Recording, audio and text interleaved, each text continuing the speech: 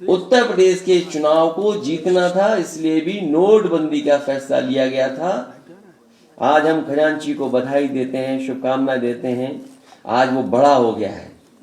जब हम लोग पहली बार मिले थे, मैं पहली बार जब उससे मिला था तो उसे बोलना भी नहीं आता था। आज वो पढ़ने लगा है। जब मैं पहली बार मिला था उसका पहनावा ऐसा नहीं था, लेकिन आज पहनावा भी बदल गया है। ये अगर किसी ने ख्याल रखा है उसके बुरे दिन में, उसके तकलीफों के दिन में, परेशानी के दिनों में अगर कोई उनके साथ खड़ा रहा है तो समाजवादी पार्टी और समाजवादी लोग खड़े रहे उसके साथ।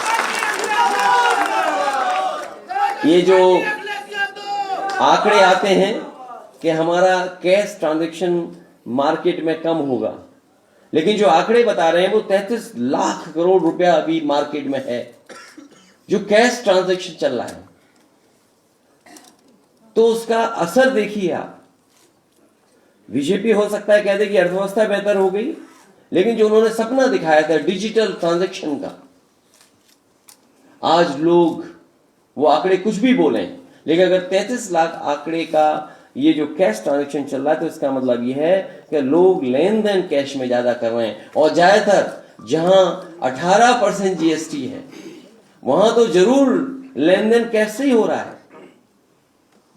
जमीनों का खरीदारी भी कैश से ही हो रही है आजकल।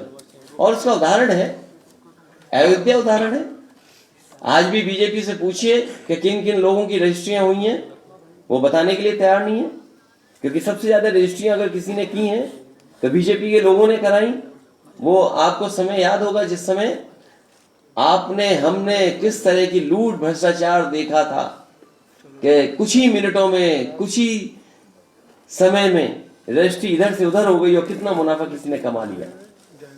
आज के दिन जब नोटबंदी के दिनों को हम याद कर रहे हैं, खजांची को बधाई दे रहे हैं, हम वो दिन भी नहीं भूले हैं जिस दिन न जाने कितना पैसा किसी के घर में निकला था और कहा यह गया था कि ये समाजवादियों का है। तो इसलिए मैं बीजेपी से कहूंगा कम से कम जो पैसा हमारा बताया था हम समाजवादियों को वापस कर दो, हमें बहुत जरूरत है। वो कानपुर में इत्र व्यापारी के घर पर, अरे पत्रकार साथियों इसमें तो आप मदद करो, क्योंकि खबर आप ही ने चलाई थी कि ये समाजवादियों का पैसा है। तो हम आपसे भी निवेदन अपील करेंगे आज के दिन, शुभ दिन के दिन, कि बीजेपी वालों से कम वो पैसा तो वापस दिलवाओ। हम समाजवादियों को बड़ी जरूरत है उसकी अभी।